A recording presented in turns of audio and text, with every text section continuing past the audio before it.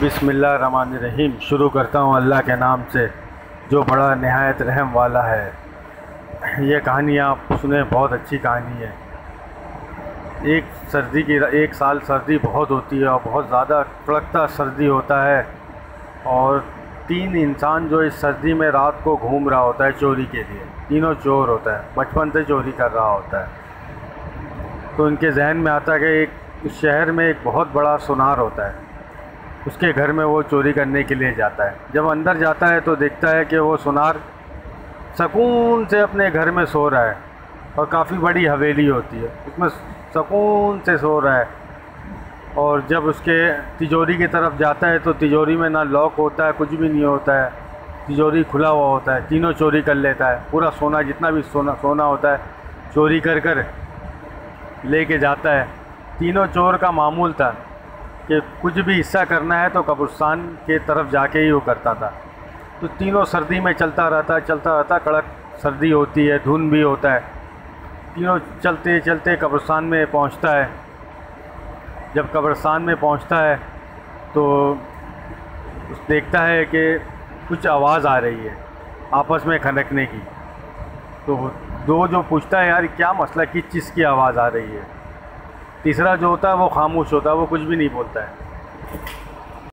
जब थैली में से आवाज़ आती है खनकने की, तो दूसरा कहता है कि यार ये जो सोना हम लेकर आए हैं ना, ये इसकी खनकने की आवाज़ है। तो बोलता है ठीक है, फिर कुछ देर बैठ जाते हैं। कुछ देर तीनों बैठकर सांस ले रहा होता है। लेते लेते सोचता है, यार हम दोनों बात कर रही है, तीसरा क्यों नहीं बात कर रहा है। बोलता है क्या बात है, तुम क्यों नहीं बात कर रहे हो।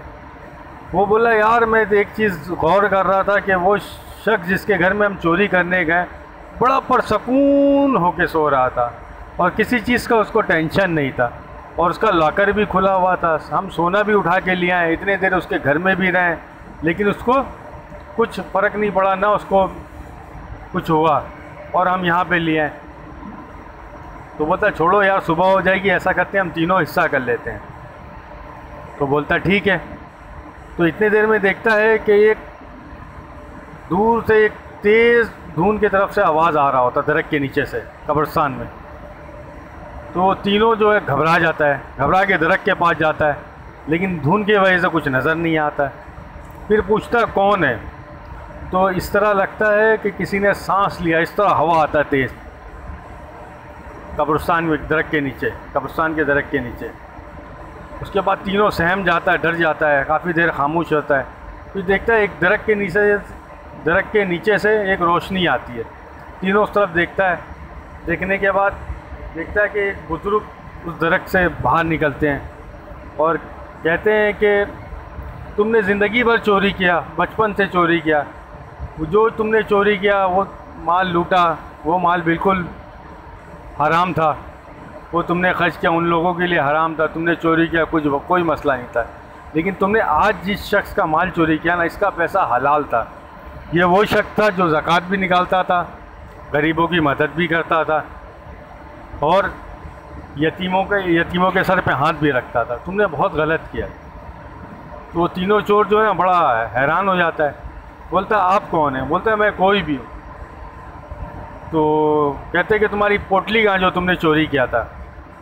पीछे मुड़ के देखता है तो तीनों गायब हो जाता है, पोटली गायब हो जाती है। तो कहता है ये पोटली उसी शख्स के घर पे चली गई है, क्योंकि वो गरीब बच्चे की शादी कराने के लिए ये सोना रखा था ताकि सुबह उनको दे सके, इसीलिए इसका हिफाजत अल्लाह करता था।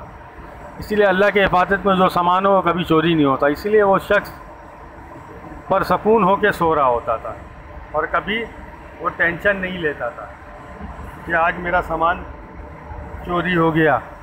इसीलिए तो तीनों देखता, बोलता बाबा हमसे गलती हो गई है, अब हम तौबा करना चाहते हैं। तो बाबा कहते हैं कि तौबा का वक्त ख़त्म। और तीनों जो है अचानक पैर से माजूर हो जाता है, और माजूर होने के बाद कब्रिस्तान में इबरत का निशान बन जाता है। लोग आते हैं, देखते हैं उनको और चले जाते हैं। तीनों इबरत का निशान